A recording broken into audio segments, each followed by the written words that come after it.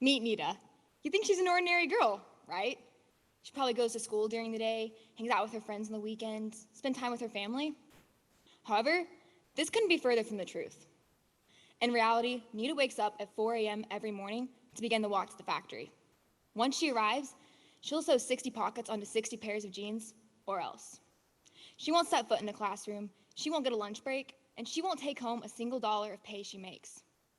This is because Nita is one of 25 million forced laborers working around the world receiving no pay. Nita feels trapped. To her, there's no way out. And you and I, we have something to do with it.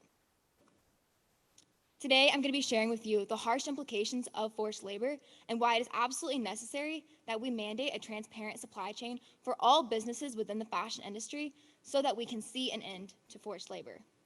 But first, why should we care? Let's define forced labor and examine its scope. Forced labor is defined as any sort of work that is exacted out of a person without them receiving proper compensation for that work. So it is important to note that forced labor does not include those who are working for just little wages, just those who are working for no wages. Currently, the International Labor Organization estimates that 11.2 million individuals are working as forced laborers within the manufacturing sector alone, which would include the fashion industry. And we'll see that the fashion industry is a significant perpetrator of forced labor because its supply chains expand globally and because garments are listed in the top 5 goods imported into the United States that have been tainted with forced labor. I'd also like to note that forced labor is illegal everywhere, and yet it continues to exist everywhere, making this an injustice of massive scale. And I believe the best way to combat this is through the use of blockchain, a transparent supply chain ledger that links supply chains together. And this brings me to my thesis. Because forced labor is linked to the fashion industry, the United States government ought to require businesses to establish a transparent supply chain using blockchain to eliminate forced labor.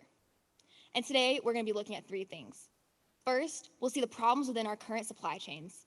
Second, we'll look at how blockchain is truly the key to creating supply chain transparency. And third, we'll see that transparency is enough to stop forced labor. But first, let's begin by examining the problems within our current supply chains. I'd like to talk us through a typical supply chain progression, just so we can get an idea of what this looks like in real life. So we're going to pretend we're going to be making a pair of jeans.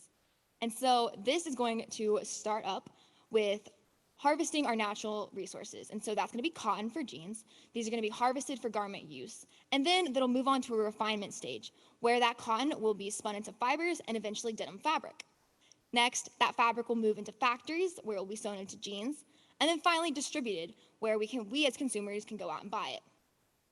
When I walk into, say, a Walmart to buy that pair of jeans we just made, I'll have absolutely no idea who made the jeans, how much they were paid to make them, if the jeans were made using forced labor, things of that nature, simply because we don't have access to see supply chains as a consumer. And so this is because supply chains are obscure. And when I say supply chains are obscure, I mean to say that they're untraceable. They're off the record. We don't know the full entirety of them, and they're often even unknown to the businesses that are producing the jeans as well, because they become truly this tangled web of supply chains. And so obscurity is one huge problem we see within our current supply chains. Secondly, the presence of subcontracting further obscures the supply chain and allows for forced labor to kind of slip under the cracks. And so subcontracting occurs when the factory that is hired out for the initial production order actually subcontracts out a portion of that order to a smaller, often unregulated factory. And it is here within these factories that forced labor abuses most often occur because they're more off the record and unknown to even maybe the initial business that hired the first factory. And so let's take a look at case study number 1 to see how this plays out in real life. So, in August of 2011, the Brazilian government encountered about 15 undocumented workers who were laboring in a small factory in Brazil. And pictured right there is the exact factory that they were working in. So the workers, upon being rescued and questioned, it was discovered that they'd been working 18-hour workdays, they were held forcibly against their will, no means of escape, and they were forced laborers. And so once they were questioned as to whom they were working for, they pointed to Zara. And Zara is a leading global fast fashion brand that has storefronts in over 85 countries, including one right here in Austin in the Domain. Zara, upon being questioned if they knew about this, actually said they had no idea that these people were working for them. And this actually was true because it turned out that the initial factory that Zara had hired had actually subcontracted out those sales to that smaller, undocumented factory. And so we can see here again just how supply chains do become so tangled, often unknown to initial businesses, just because there's so many buyers and sellers, employers and employees, and it's really difficult to trace. One final issue I think we need to note is the presence of intermediaries throughout our whole supply chain. And so you can see in between each of the steps in our supply chain that we have a little circle with a question mark, and those are to represent the intermediaries who are needed to process each of those transactions. And so because supply chains aren't transparent, buyers and sellers are unable to verify these transactions. So we need to rely on people like banks, auditors, other middlemen to complete these transactions. And often this further obscures the supply chain and again allows forced labor to continue. So we see problems with our supply chains. If they're obscure, hard to trace. We see subcontracting, we see intermediaries. What's the solution? Blockchain. Simply stated, blockchain is an online ledger that is self-authenticating that connects steps of supply chains together in continuity.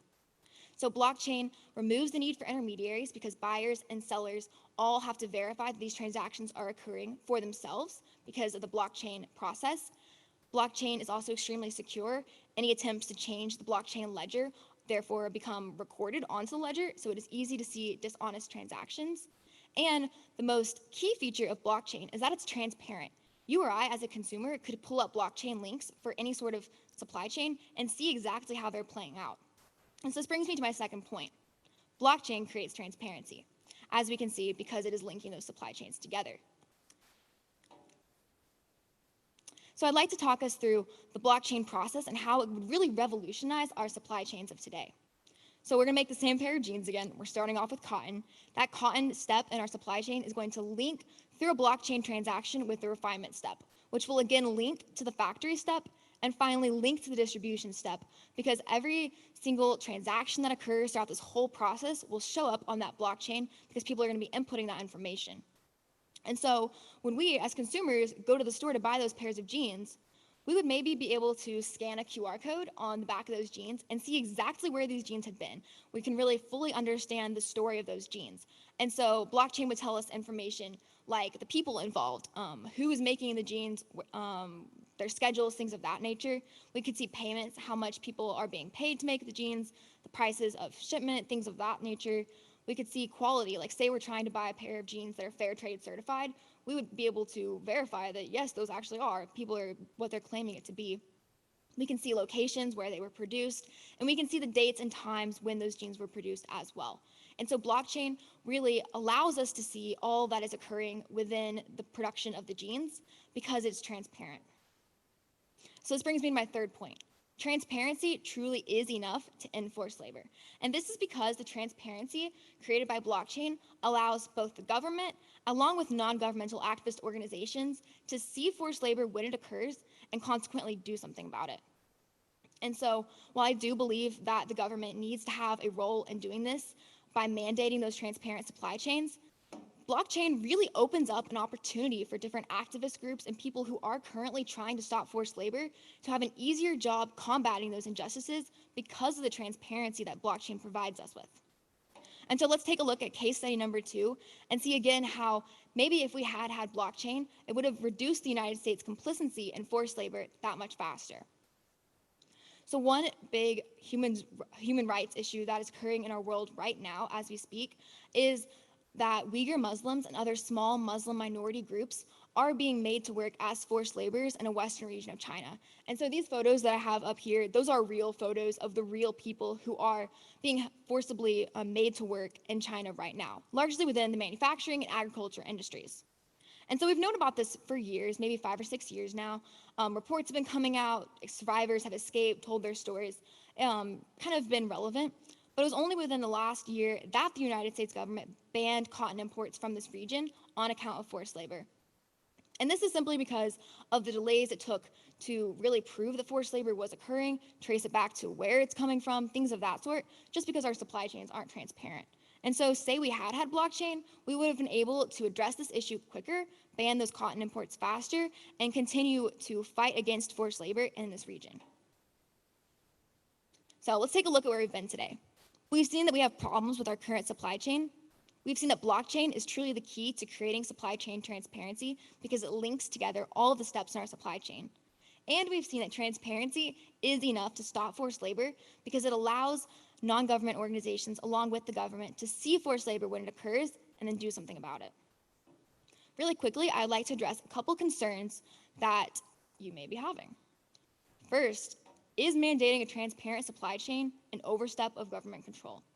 It definitely may appear like this at first, but it's actually a common misconception throughout the United States that we're under an entirely free market system.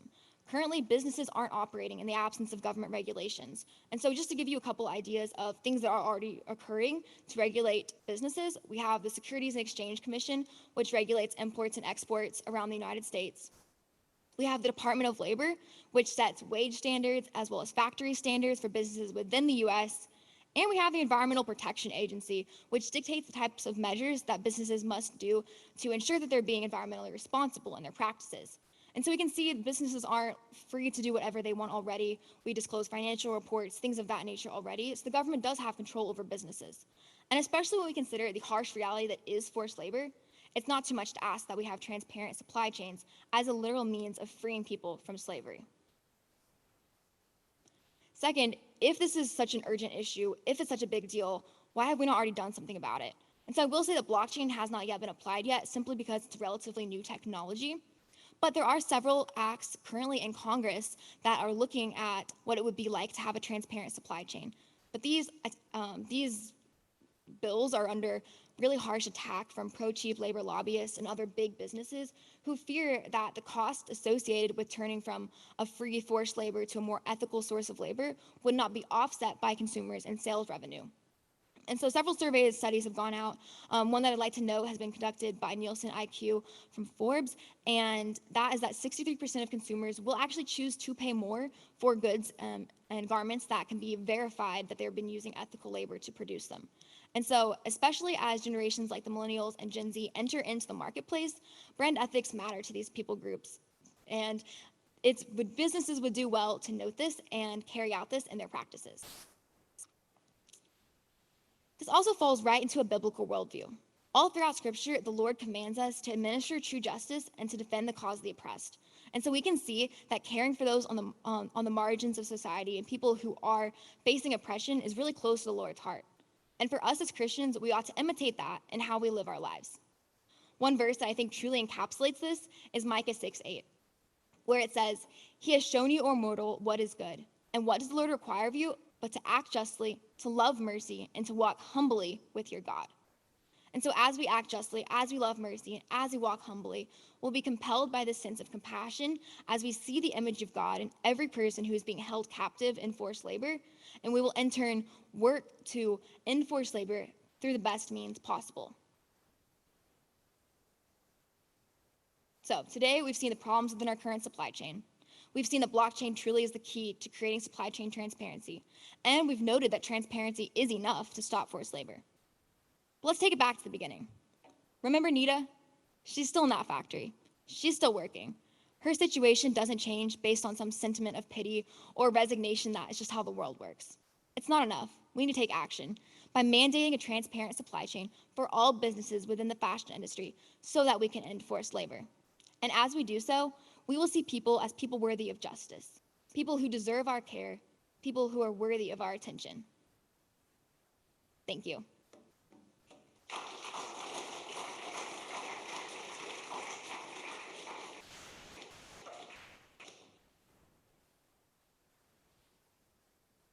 Okay, Ms. Williams, great job. Okay, so what you're advocating for is for the U.S. inside these borders to require businesses to implement blockchain.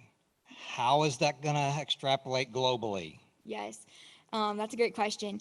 Currently, the United States has a lot of economic power when it comes to global trade.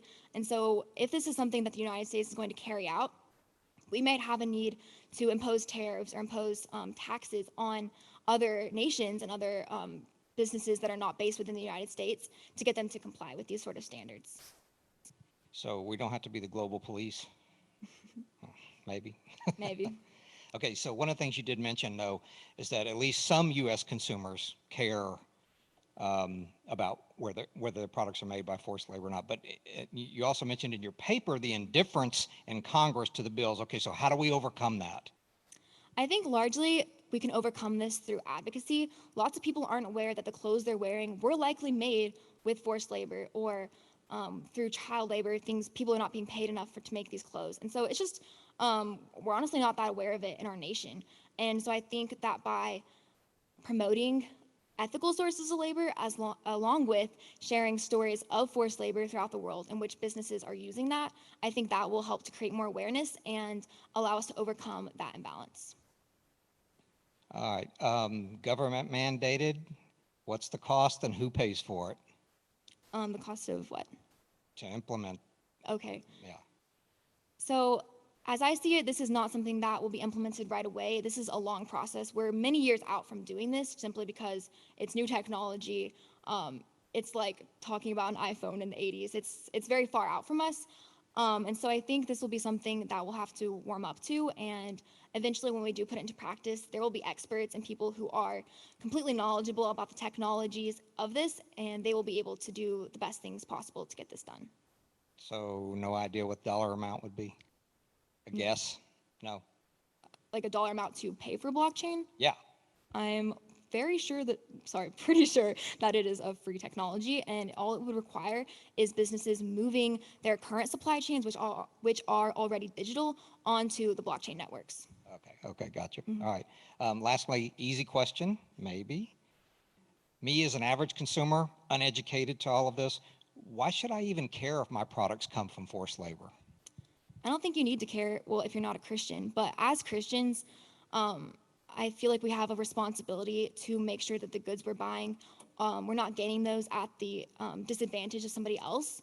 And so I think considering virtues like justice and mercy, that's unacceptable for Christians. Hey, great job. So last year, my daughter was a senior and did something similar, and it was the first time I'd heard anything about the clothes that I bought. So I think steps to educating us and the awareness and pictures go a really long way to know how our clothes are being made. So you said kind of how to implement this. One was awareness with Congress, and then awareness to the people would maybe change our pattern. So could you share a little bit more about your generation and now, because I see you guys doing it in just the last 2 years, helping us parents become more aware, but today was really the first time in your paper where Congress is also not aware. So can you speak to the advocacy and what that would look like to raise awareness? Yes, within Congress. So I think that younger people, younger generations, people who care about this type of stuff should be contacting their representatives, promoting this to people who do have power to make these kind of decisions. And I think that will go a long way as well. And as far as promoting it to the general population, social media is actually a great avenue. I've seen through social media many people and different ethical corporations who are using that as a platform to, again, spread that advocacy.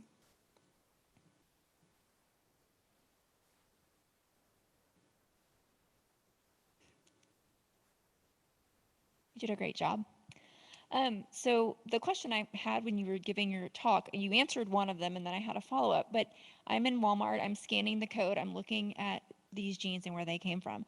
Is this information that I, as a pseudo uneducated in global supply chains person, can actually look at and go, okay, I see all this and I agree with it, and now I'm going to buy these jeans? Or is it so complicated and so convoluted that it's just more detail than I could even get through? Yes, that's interesting to think about. So blockchain is code, and so it's going to appear in ones and zeros. Extremely difficult for people like me. I wouldn't be able to understand that. And so I think there's definitely room there for people who are in charge of marketing and people who are in charge of the brand's ethics at the companies to sort of translate that into an easy way for us to see it. Definitely, we need to have access to the entirety of the blockchains to prove that these people aren't just making stuff up. But I think we can translate it in a way that would be extremely accessible and easy for us to understand. Okay, one more question for you. With, we talked about the subcontracting and that being some of the ways that these companies were getting around knowledge of where their stuff was coming from. So what happens with blockchain? I mean, could a company not subcontract something out and not report it? I don't understand how that works, but could that still slip through the cracks in that way? Yes. So the way I understand it, this would require every part of the supply chain having access to technology, which is again why I say we're a lot of years out from this. But attempts to subcontract, or even if subcontracting is occurring, that will show up in the blockchain as well. And so businesses will be able to see it when it occurs.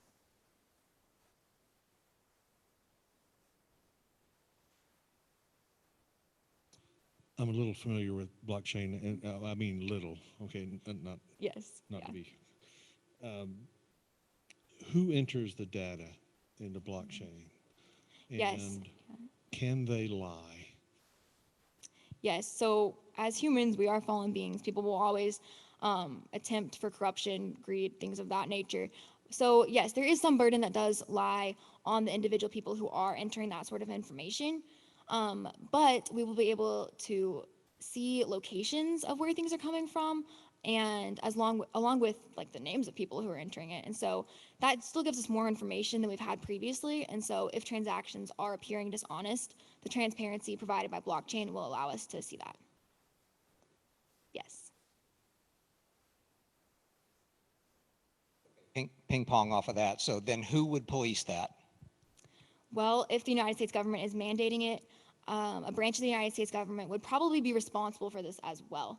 So, yes, more government. However, there's also so much room for different nonprofit organizations, different activist groups to be doing that themselves. And so I think the government can really give those activist groups a place to kind of fight, do the majority of the work here because they're already doing this in their lives.